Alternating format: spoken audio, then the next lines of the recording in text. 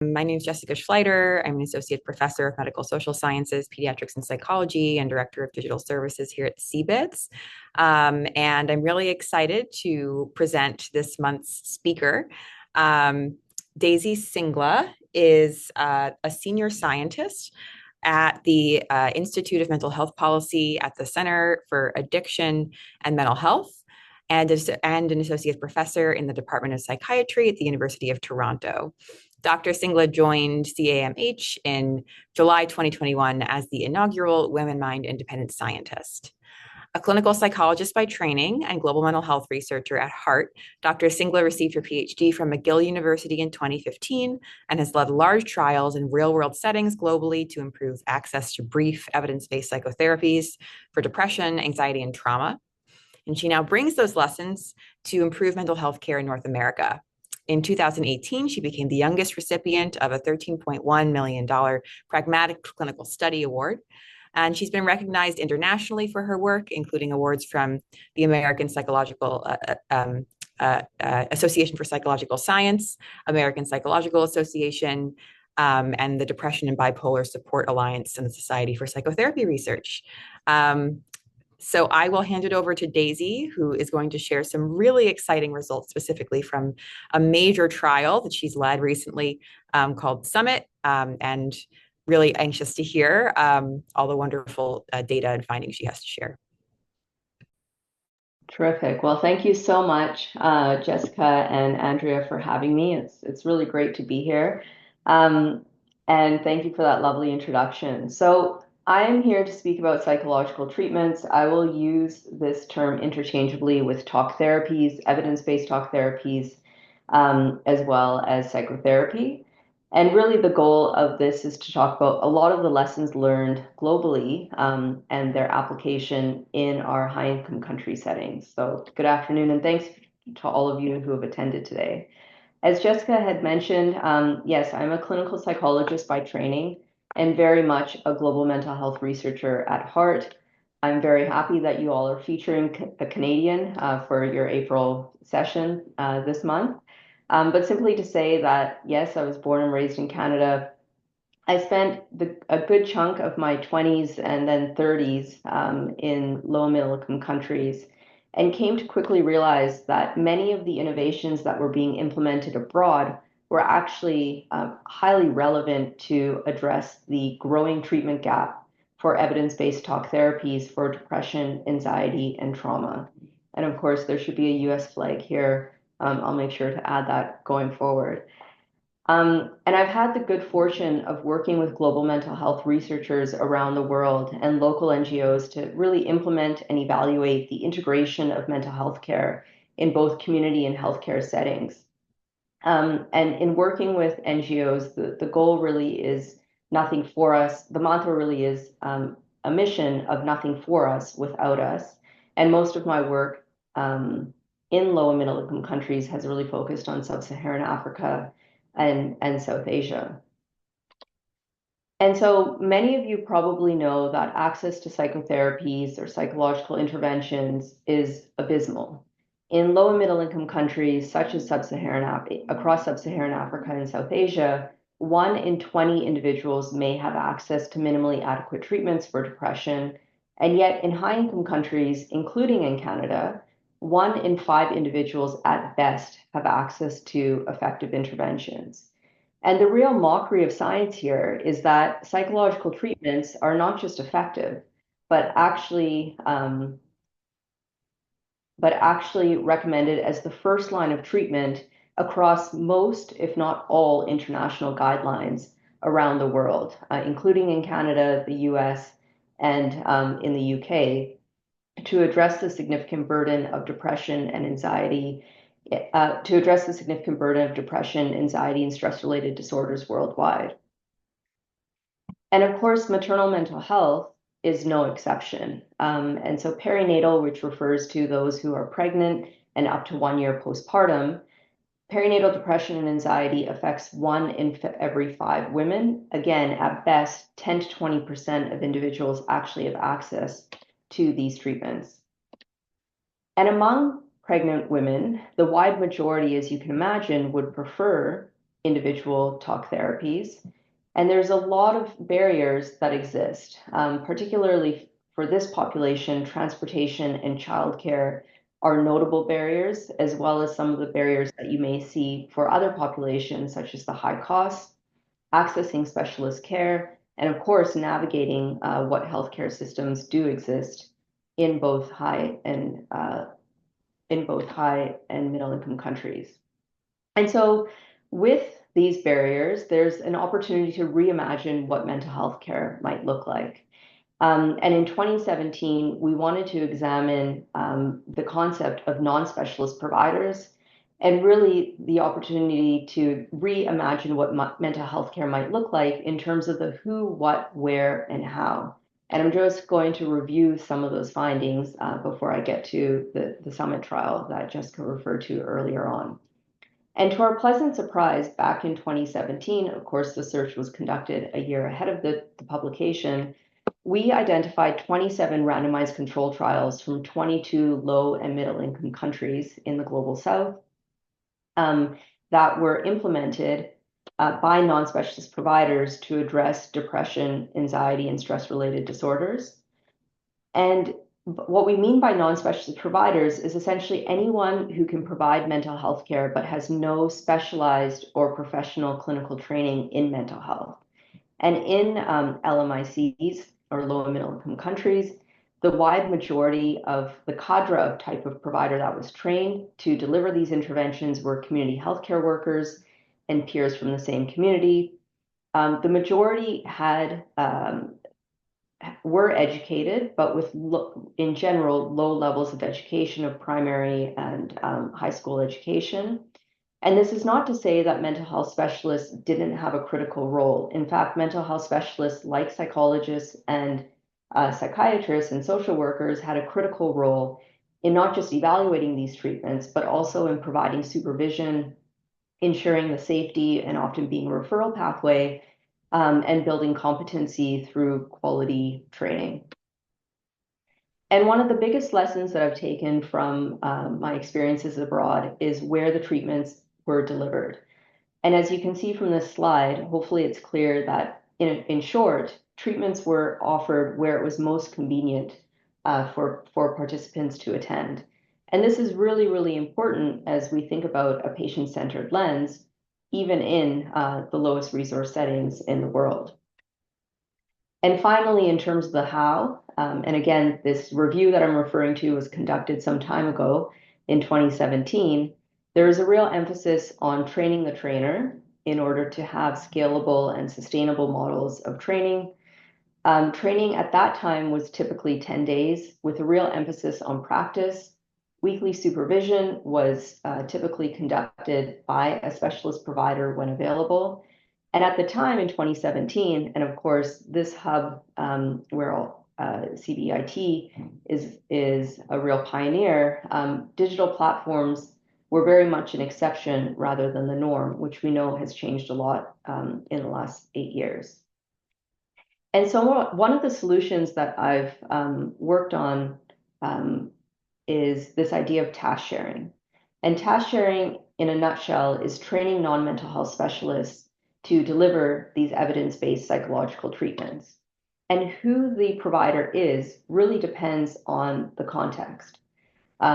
So in high-income country settings, particularly working with perinatal populations, the most common cadre are nurses and midwives, whereas a whole range of non-specialist providers have been trained to effectively deliver evidence-based psychological treatments, including health volunteers, peers, community healthcare workers, teachers. The list really does go on and on. And the question that I used to get, not so much anymore, was whether non-specialist delivered treatments actually work. Are they effective? And in that 2017 review that we had conducted of 22 randomized control trials, indeed, they were infected with moderate effect sizes, which is quite impressive because if you look at specialist delivered psychological treatments, actually, we see the same level of the same effect size in specialist delivered psychological treatments.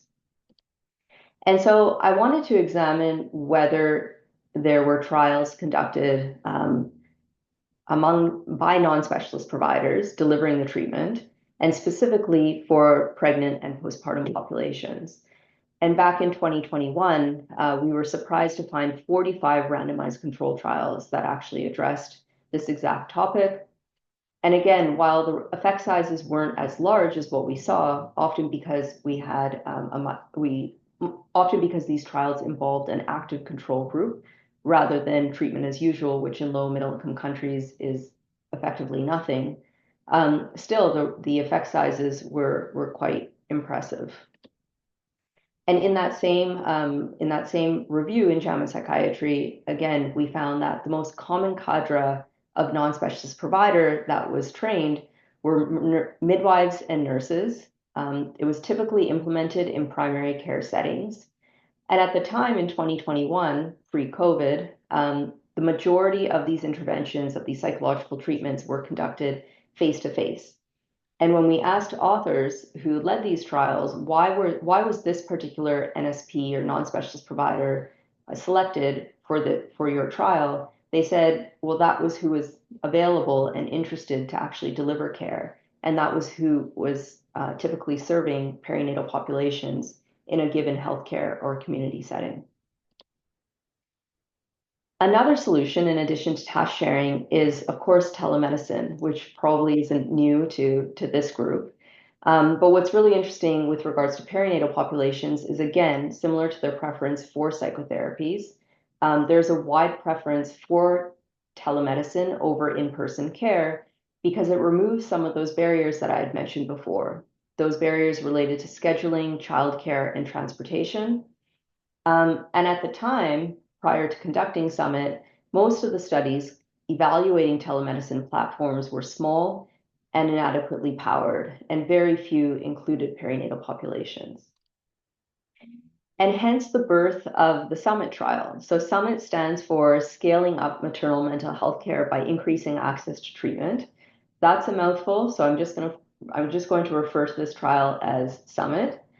And in Summit, we asked two major questions. So just to clarify that Summit is a multi-site non-inferiority trial in which we were examining whether telemedicine was non-inferior to in-person psychotherapy. Our primary outcome was perinatal depressive symptoms as measured by the EPDS, and whether non-specialist providers, in this case, nurses, midwives, and doulas with no prior experience or formal training delivering mental health care, were non-inferior or as effective as specialist providers. So we really were getting at the who and the how. And so 1,230 participants were randomized to one of four arms. You can see the four arms on the right-hand side of your screen, that being in-person specialist, telemedicine specialist, in-person non-specialist, and telemedicine non-specialist. And the study was conducted across 5 settings, across 5 major healthcare systems across North America. In Toronto, the lead site, which is where I used to be located, was Mount Sinai Hospital, as well as Women's College Hospital and St. Mike's. And of course, Endeavor Health, which I think is just up the road from Northwestern, was a critical and important site, and led by Dr. Rich Silver, who's an obstetrician. And Chapel Hill was another major site in which we leveraged the University of North Carolina as a healthcare system. Our eligibility criteria, this being a pragmatic trial, was as generalizable as possible.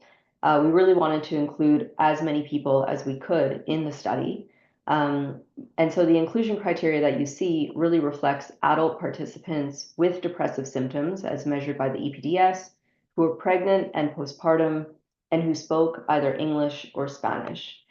The exclusion criteria that you see on the screen was very much in place, really as a reflection of the evidence base for the treatment, the psychotherapy that we offered. And I'll get to that in more detail in a moment, but the psychotherapy that every single person was offered was an 8-session behavioral activation intervention.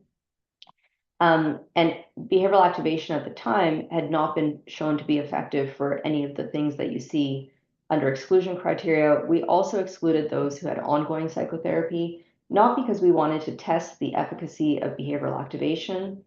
BA is already known to be an effective treatment for this population and others, but because we really had a health equity perspective in trying to make the treatment as available for as many people as possible, especially if they didn't have access um, to psychotherapy. And so our team is large and growing despite us reaching the conclusion of the study. And I promise I'll get to the results in just a moment. But what's really important about this team is how interdisciplinary the leadership is and how interdisciplinary the team actually is. So from a leadership perspective, all of the PIs on the screen, as mentioned, I'm a clinical psychologist. Samantha Meltzer-Brody and Simone Bigot are perinatal psychiatrists. As I mentioned, Dr. Rich Silver is actually an obstetrician, and Cindy Lee Dennis is a nurse by training and also an epidemiologist. But what's really important, in addition to the lovely pictures of our PIs, is effectively that you had very diverse stakeholders, from individuals with lived experience, very diverse clinicians, from family physicians, nurses, midwives, pediatricians, obstetricians, psychiatrists, psychologists. You had payers at the table, as well as various healthcare institutions and policymakers, all informing the design, the development, the implementation, and the dissemination of this study. And it's really, really important to highlight, because it's one thing for an academic like me to implement a study. It's another thing to have these diverse stakeholder perspectives informing the study. And I know that so many of you are doing the same in your own research. And I would say this is one of the major reasons that this trial has been a success, thanks to many of our partners. I should also mention the patient advocates, for example, Postpartum Support International and Life with a Baby. And so going back to the treatment that was offered, so if you're interested in the treatment, the manual is freely available on our Summit website, and it's open access. And we selected behavioral activation really for three reasons. One, it's robust evidence base. As many of you probably know, BA has been shown to be as effective as cognitive behavioral therapy and antidepressants, particularly for depression. It has a strong evidence base for our population of interest, so that being pregnant and postpartum patients with depression and anxiety.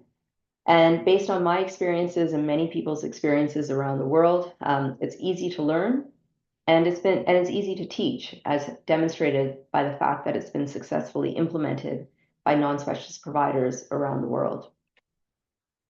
And so, in a nutshell, and I could spend a lot of time talking about Summit, this study was launched back in January 2020. And I'm sure all of you, and so we recruited our first participant very quickly, because every participant in this study was offered the same 8-session psychotherapy. In effect, everyone who entered the treatment and was enrolled received access to free psychotherapy. And hopefully it's no surprise to this group that there was a pandemic, and that happened just a couple months after our study was launched. I have never seen ethics boards and administration move so quickly, but effectively everything transitioned to a virtual system. Everything from enrollment to everything from recruitment to training and supervision to the care that people got. And so we did have to pause all recruitment to in-person sessions and adapt our study design to effectively recruit less in-person cases. We completed all of our recruitment back in October 2023, and we received separate funding from the Canadian government to conduct an economic evaluation, because the Summit trial is funded by an organization called PCORI, which, as you may know, does not fund economic evaluations. As of 2 months ago, we officially completed all of our data collection, including that at 12-month follow-up. That was completed on February 14th. And our paper for this study was just published in Nature Medicine on March the 3rd. We continue to work on our cost evaluation and our 12-month follow-up data, and of course, focus on dissemination of our results, not just to an academic audience, but equally important to a diverse stakeholder audience through multiple platforms. And so the results. The article is also freely available on the Nature Medicine website if you were to look it up. But simply to say that in terms of process indicators, which we examined quite regularly, we saw high completion rates of 80%. We noted that when we asked individuals about their satisfaction using the client satisfaction questionnaire, the 8 items client satisfaction questionnaire, individuals reported on average being between mostly satisfied and very satisfied. And we saw relatively high retention rates at 3 months and consequently at 6 and 12 months post-randomization. And one of the things that I'm most proud of about this trial is the fact that we were able to recruit such a racially diverse population. And I talked about the stakeholders involved in the study. And again, partnering with patient advocates was really, really critical here because, as you may know, typically in psychotherapy studies, we don't see this level of racial and ethnic diversity. All right. So I mentioned that one of our primary questions was to compare provider and to compare modality. By provider, by comparing non-specialists, in this case, nurses, midwives, and doulas, to specialist providers, and separately comparing telemedicine delivered psychotherapy to in-person psychotherapy. I'm happy to talk about non-inferiority trials and non-inferiority margins, but simply to say that these were extremely conservative, less than 1 point on the EPDS, which we know, and the reason we selected such conservative non-inferiority margins was to ensure that indeed we were finding non-inferiority. Our secondary analyses beyond our t-tests included linear regression models, which of course accounted for a number of potential covariates, which I'll also present. All right, so in a nutshell, and this is no longer impressed, it should say 2025. What we found is at baseline, individuals randomized to the non-specialist group, which is represented in orange, and individuals who were represented in the specialist group, there was no difference at baseline. And you can see the scores going down with each session. And at 3 months post-randomization, what these scores effectively mean, for those of you who might not be familiar with this particular scale, is that on average, people were below threshold.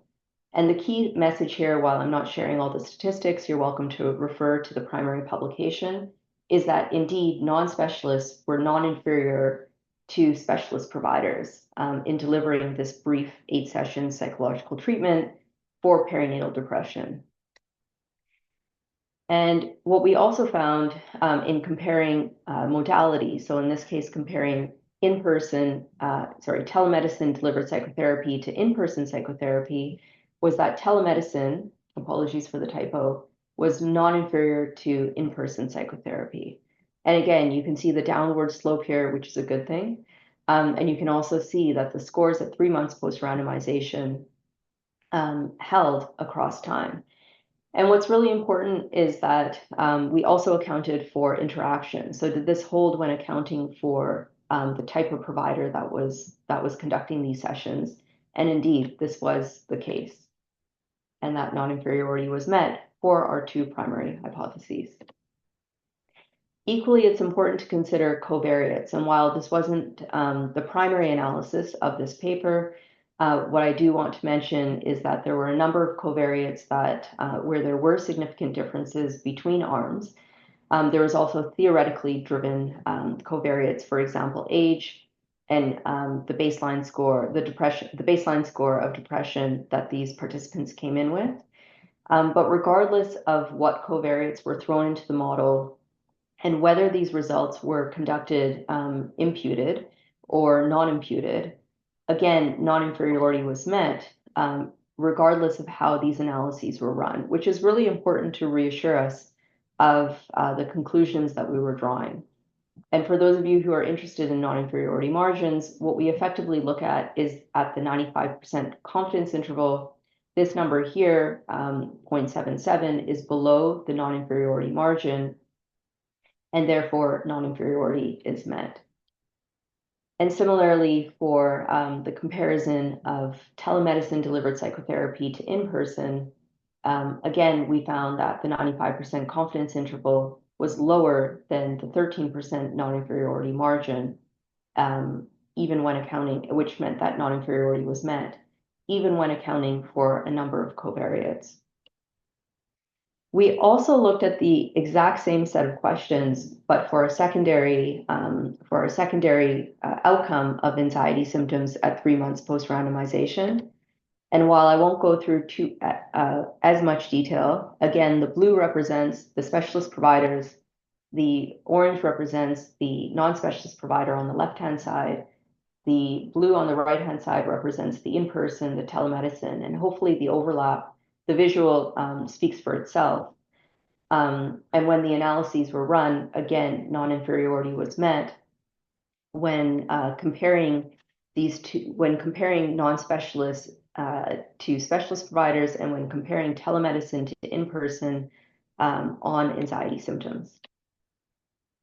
We also found that non-inferiority was met on a number of other exploratory outcomes. Again, this is detailed in the manuscript in the primary publication for quality of life, activation levels, social support, patient activation, and actually trauma symptoms as well, which is another manuscript that's being separately prepared. Now, I showed you the results for the comparison of telemedicine to in-person, but I haven't yet showed you the really important moderator of clinical severity. And this is one of the reasons this question was of interest, was because there is a perception that psychotherapy may be only beneficial for those with mild symptoms and moderate symptoms. And so we wanted to examine whether effectively the treatment was beneficial, irrespective of the baseline symptoms that individuals came in with. And I'll just walk you through this slide, which effectively shows that regardless of whether you came in with mild, moderate, or severe symptoms, there was no difference between non-specialist and specialist providers at 3 months post-randomization, and similarly between telemedicine and in-person. And what's really important are, again, the downward slopes. So even if someone has severe symptoms, what's important here to recognize is that there were treatment benefits irrespective of the baseline symptom severity. And this really speaks to a stepped care model, right? In the sense that even if someone is waiting for something more than psychotherapy, or they're waiting to see a specialist provider, they could benefit, and I know, Jessica, so much of your work speaks to this as well, they could benefit from receiving psychotherapy while they're on that waiting list. Right. So in summary, and I hope that the video works that I would like to show to you, we were able to conclude quite robustly that non-inferiority was met for our primary outcome, as well as our secondary outcome of anxiety symptoms, and actually all of our exploratory outcomes. There's very few exceptions where this was not met. There's actually no statistical differences within severity categories between provider and modality. And what I didn't show you was that we were able to combine the various phases over time, specifically when individuals were recruited to only telemedicine versus when they were recruited to in-person arms as well, which was really important in order for us to be able to combine the entire sample, given the trial was conducted throughout the pandemic and actually didn't pause at all. So in terms of next steps, I look forward to your feedback. I mentioned that our data collection is complete. One of my colleagues, Dr. Zach Cohen from the University of Arizona, is leading the precision medicine analyses, and our co-PI, Claire Oliveira, as well as our US health economist, Sean Murphy, are conducting our cost evaluation. But what we really want to focus on is, of course, translating this research into action. And so rather than hear from me, I hope that this video works. I'm just going to stop sharing and then reshare again.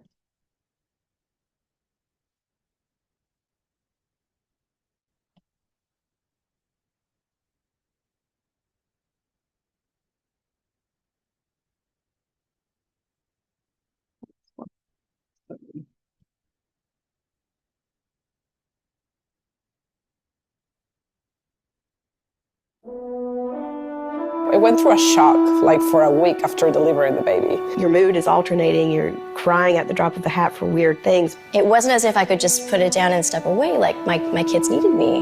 But just constantly feeling afraid.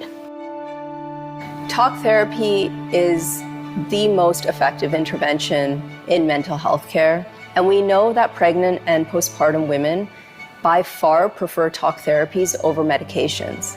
Behavioral activation is a type of therapy that uses brief, targeted behavioral interventions to help people feel and do better.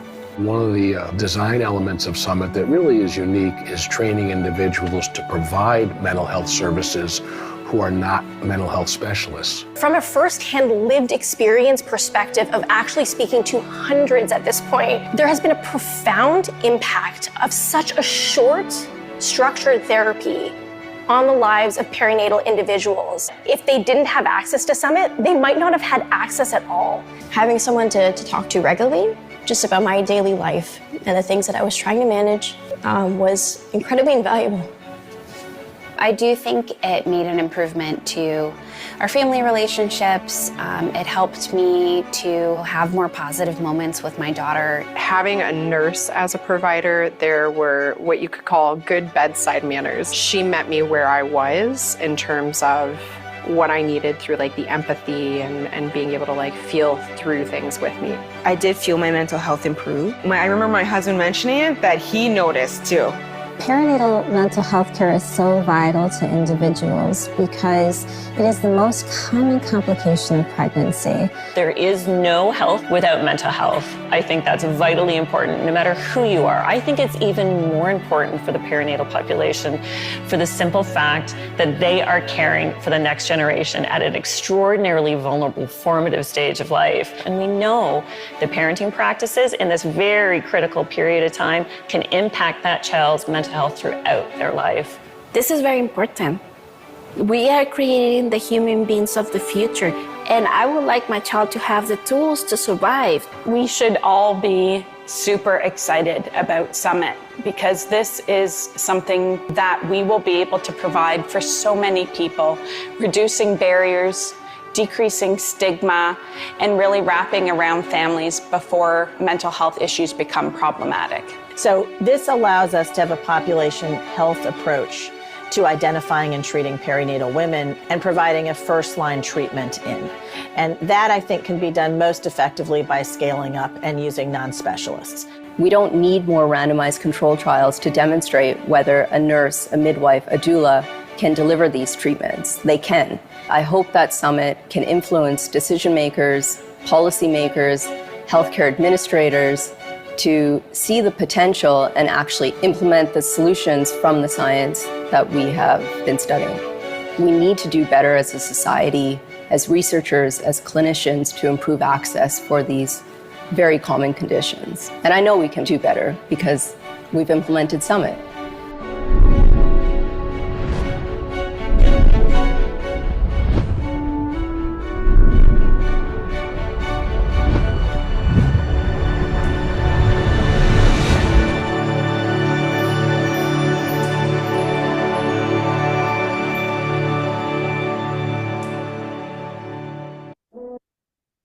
All right.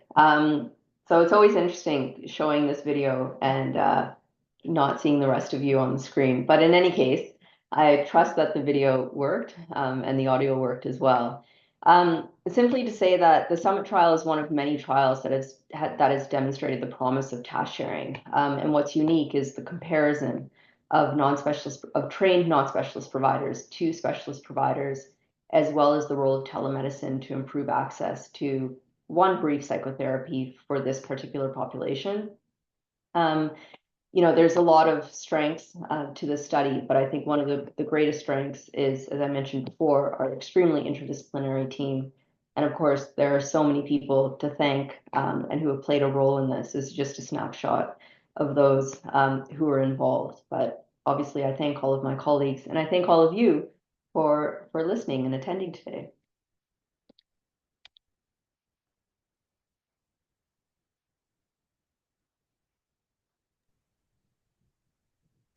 Thank you so much, Daisy, for that wonderful talk. What an incredible journey and project.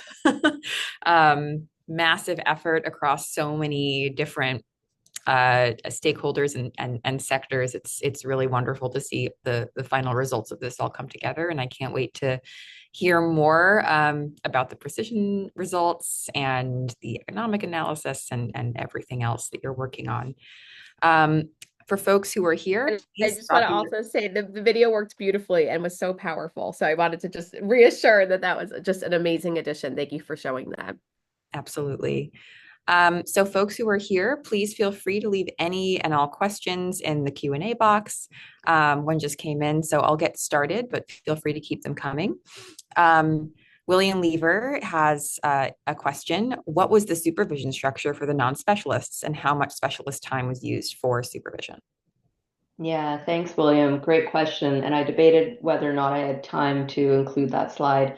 Effectively, supervision was conducted weekly for our non-specialist providers. In fact, both specialists and non-specialists attended the same training workshop. There was just one added modules for a non-specialist that was related to safety, and a few extra modules with regards to what is mental health and relevant safety protocols. After training, which was a 3 to 4 day workshop, which effectively became a 3 to 4 day module, a half day module, because everything transitioned to a virtual system, both specialists and non-specialists attended weekly supervision. And this was really important to ensure parity between the two arms, even though the specialists who were enrolled had a minimum of 5 years of experience delivering psychotherapy. That was a really important inclusion criteria that we wanted to ensure. With regards to ongoing supervision beyond what we called the internship phase, so after individuals attended the training workshop that I just mentioned, as well as the internship phase, then the non-specialists continued on with supervision. And in 2 of the 3 hubs, so in 4 of the 5 sites, actually we were able to implement peer-delivered supervision, which was an important contribution in our minds with regards to the scalability. And of course, we had a few non-specialists who eventually became specialists, but that's a different story and a different question than what you're asking. I hope I've answered your question.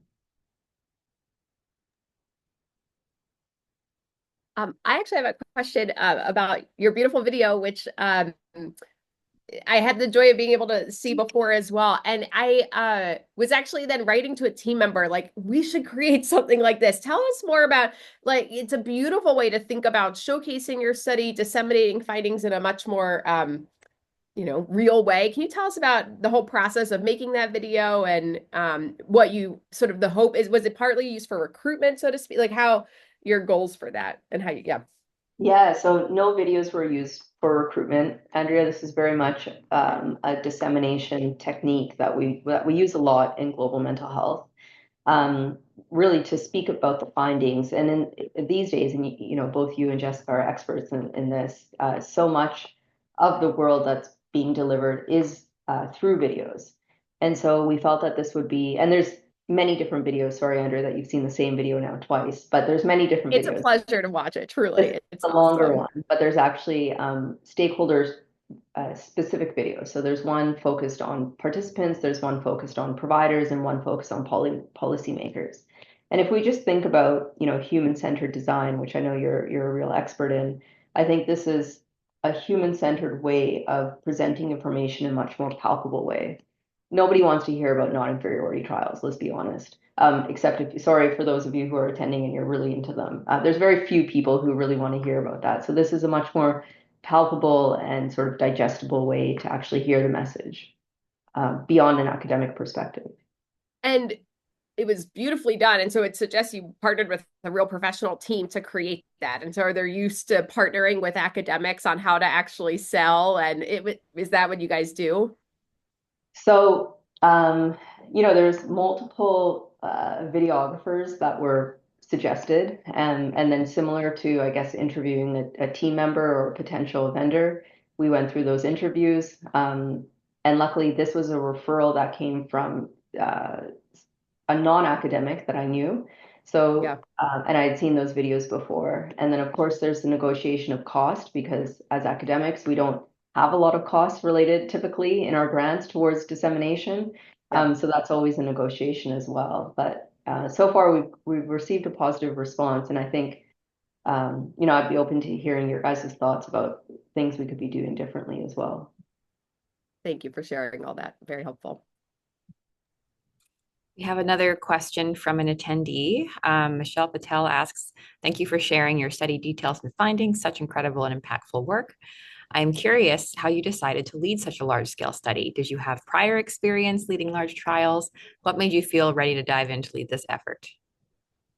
Great question, Michelle. I'm not sure if you were part of the review panel that reviewed our original proposal. If you were, that's quite cheeky that you're asking the question. So I had the experience of leading my first randomized control trial in Uganda. And that was an integrated, anyways, you can read the trial if you're interested. It was published in Lancet Global Health back in 2015, and that was my PhD dissertation. But had I ever embarked on a journey of this size and magnitude? Absolutely not. I think the Uganda trial was maybe 400K Canadian, which isn't very much in the US, as you can imagine, maybe 250 USD. So it was a small trial, but at the time, the dollar went, it served for 300 participants. I showed a slide on who was part of this team, and what I should also acknowledge is the incredible, the seniority and the mentorship of the individuals involved. So one of my mentors, now collaborators, for example, Vikram Patel and Steve Holland, they were both investigators/advisors on the study. Really, and as you can see, my PIs are all a lot more experienced than I am. And so having that level of support at the time, being an early career researcher, I think I'm now officially mid-career, though I'm never quite sure, was really, really important, and to build a really strong team around me. And I think it just goes to show my personal bias is that you're a little more audacious when you're younger. And so if you're going to shoot high, you may as well do that when you have the energy to do that. So I'm not sure where you're at, Michelle, in terms of your career, but I wouldn't let anything stop you if you're interested in leading large trials.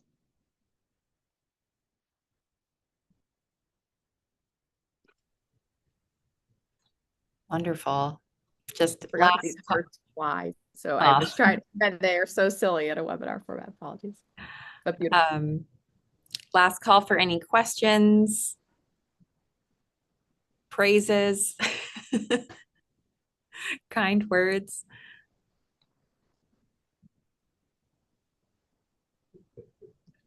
I have a question. A participant has a question. Edmund, if you could please type your question into the Q&A box, I'll be more than happy to read it out. My question is, so it seems like the economic evaluation was something that happened sort of midway through the trial that you decided to pursue. So what, was that something you had wanted to pursue from the beginning? And did that require forging new collaborations and connections in order to integrate? Because it's not something that most of us in our field are trained to do. So I'm just curious how you sort of proactively made that happen, because I imagine there must have been quite a bit of legwork to figure out how to do it. Yeah, great question, Jessica. You're always so insightful. I think I would love to say that I was thinking about it from the beginning, but let's be honest, this was a large trial to get off the ground.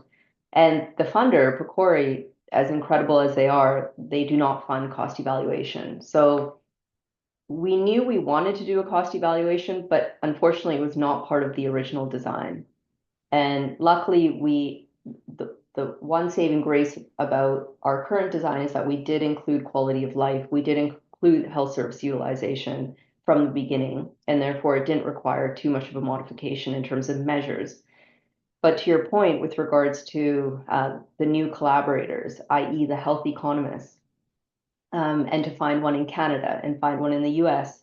And of course, we added one in the UK just in case there's too much brawl between. I'm just kidding. But we do have an economic advisor in the UK named Sarah Byford. It was certainly a lift. I think, though, what's been really remarkable about this study is how interested people have been about the topic. So regardless of, we even have biological people who only study neuroscience on our team but are still trial experts. And what's been really remarkable is this shared desire and interest to improve access to mental health care. It's no longer a controversial idea. And I think when we put it that way, it's been quite easy to attract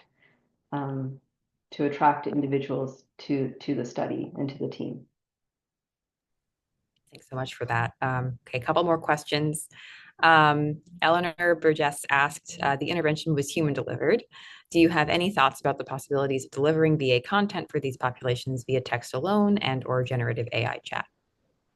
Yeah, I think that is the next step, Eleanor, and really for a comparative trial to happen and to find out for whom are there certain subgroups that may benefit more from receiving treatment via text or generative AI versus other populations? Because I think there's, again, a lot of myths, similar to how there were so many myths about telemedicine delivered psychotherapy, which I think now have been, many of which have been debunked.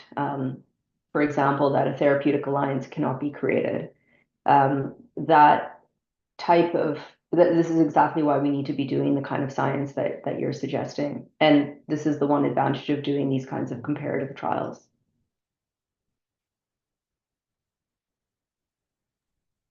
Excellent. Michelle has a follow-up comment and question. Thank you. No affiliation with your review panel. I'm glad you were able to convince them that you had the experience and team to successfully complete the trial. Also curious, how do you plan to share the study results with participants? What format, which results? Yeah, so a couple of different ways, Michelle. We have a newsletter that goes out to all of our participants who are still all of the participants in the study. So that newsletter is electronic. 1 month ago, we had a launch event, which invited all of our Toronto-based participants, and people could attend virtually as well. We also have a number of webinars for participants as well as their significant others, if they wish to attend, that are coming up there's one in May, and then there's another one in the summer. And trying to pair those with the long-term results as well, the sustained results. I just gave that away. But in any case, with the sustained results of the study. And so those are a few of the ways that we're engaging. We also invite participant feedback. So even though the study is done, we've had a few participants who really want to join research and join research teams as stakeholders or informants. So that's another way that we've been connected to individuals.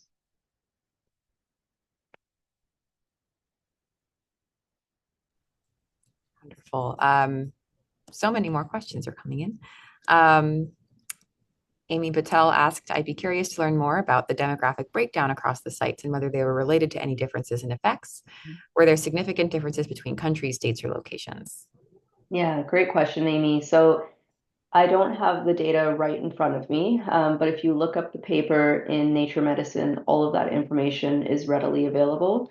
The big difference between the sites was that we found higher levels of education and other socioeconomic factors in both the Chicago site or the North Shore site, as well as the Toronto sites, whereas education and income was lower in our Chapel Hill sites, which is reflective actually of what those sites see in general, which is obviously an important indicator of whether this was actually reflective of the population we were serving. And interestingly, despite those covariates, despite those differences between sites, site was controlled for in all of our analyses. And so despite those differences between sites, it did not have an impact on the study, which again, I think speaks to the fact that the treatment that we offered is simple, it was perceived, it was well received, and the satisfaction was high, and also speaks to the great training and supervision that people got as well. Wonderful. Blair Pinchton asks, thank you so much for this inspiring talk. I think of dissemination and precision on separate but related continua, both of which are desperately needed in perinatal mental health research. Given the scale of your trial, high on the dissemination continuum, have you probed characteristics of individuals who did not respond to the treatment in order to refine subsequent iterations or scalable ways to meet the needs of non-responders? Yeah, Blair, terrific. Yeah, this is exactly what we were just talking about 2 weeks ago with regards to the different trajectories of individuals. So, those who responded, those who remitted, those who may still have symptoms, and those who still have high symptoms. There's certainly those 4 groups that were identified. And like I mentioned, there's a separate sort of sub-study on precision analysis that's being conducted, both on the 3-month outcomes as well as the 12-month outcomes. That precision medicine protocol is registered on OSP, so you're welcome to take a look. My apologies, I don't have the link readily available, but if you look it up and you look up my last name, it should be available. And I welcome your feedback. I would look forward to your thoughts on that. Daisy, I was realizing I'm going to share, I think through the chat, the citation for your paper, if you're comfortable. Sure. And there's also a link to the Nature Medicine that people can just go to directly. Wonderful. Some words of praise from Edmund Newhouse. Amazing work. For me, behavioral activation is the most powerful intervention we can deliver. Great to see BA as central for improving maternal health. The interview testimonials show its importance in its simplicity and impact. Yeah, echoing all the sentiments there, including the power of that video, which would be wonderful if it were just a routine part of disseminating research findings.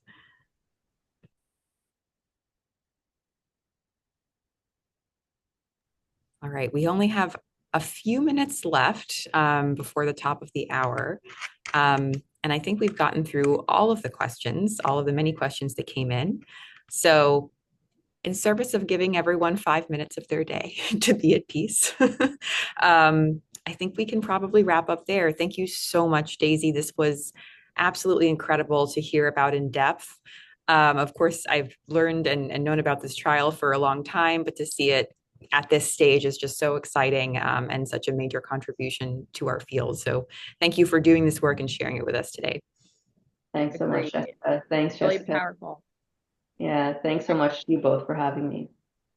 And Great. Join us next month. We have a panel style webinar, which will be really fun, featuring leadership from the Society of Digital Mental Health on a recent implementation work group report that came out. Thank you.